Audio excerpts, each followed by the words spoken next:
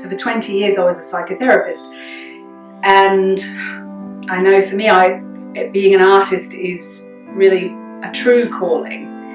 And I suppose I had these ideas about being an oil painter and doing portraiture and that kind of thing, which I sometimes still do.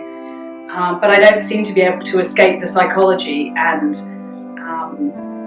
these ideas of what we do to each other. And I really like the way that paper is a great material for holding those concepts, for expressing those concepts.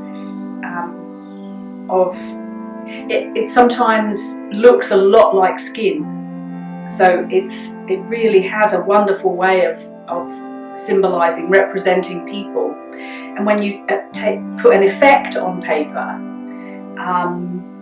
the effect is a nice symbol for what we do to each other as well.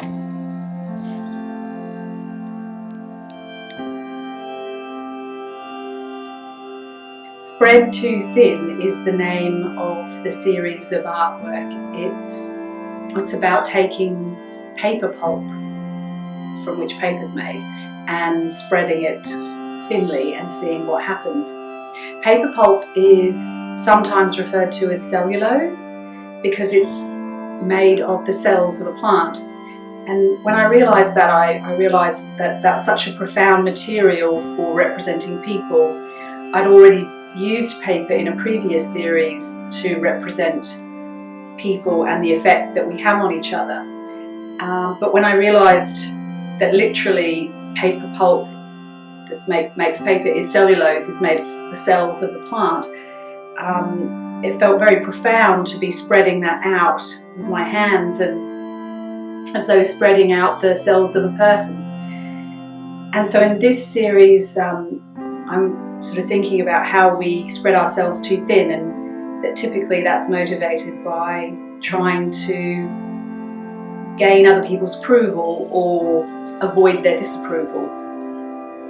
And so each piece is a different way of spreading out the material, and seeing what happens to it. Some of them I add colour to, and which highlights the spreading. It shows more clearly what the effect is of spreading out the cellulose.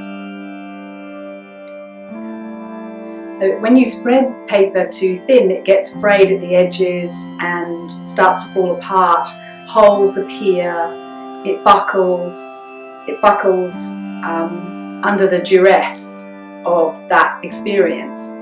And these are all ways that people describe themselves, that they feel frayed at the edges, tattered, holes are appearing, they buckle under the pressure.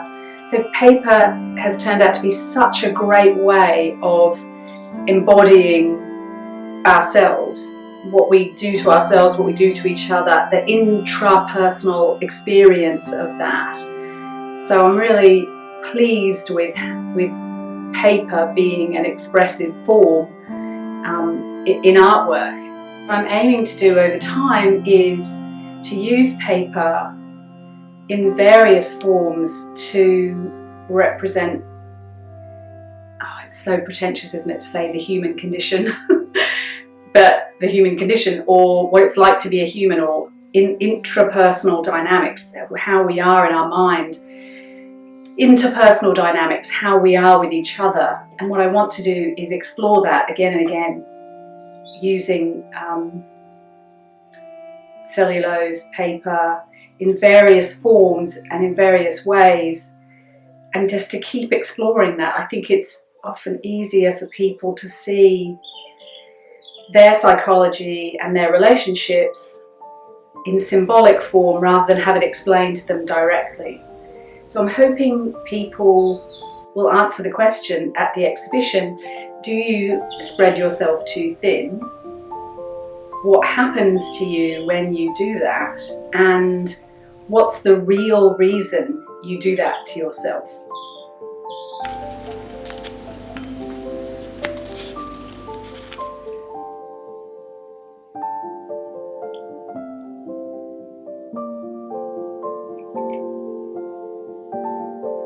And of course, ultimately, it's made of the same structure that we are. It's made of cells. So it's such a beautiful metaphor such a beautiful material, and it's so tactile.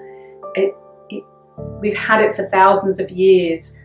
It's made in lots of different ways. There are many hundreds of artisan types of paper that are unique to different places in the world. So it's just so satisfying as a material for representing humanity.